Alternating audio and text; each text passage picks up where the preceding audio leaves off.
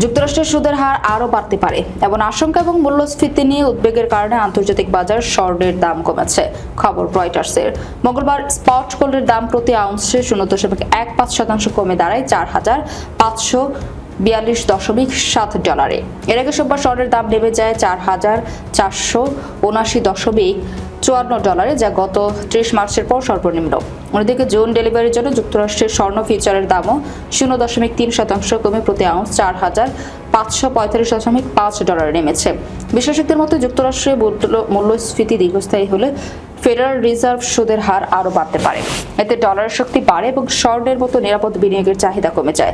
এদিকে বাংলাদেশের বাজারে আবারও কমেছে স্বর্ণের দাম। বাজারে ভালো মানের 1 ভরি স্বর্ণ বিক্রি হচ্ছে 2,40,000 টাকার নিচে।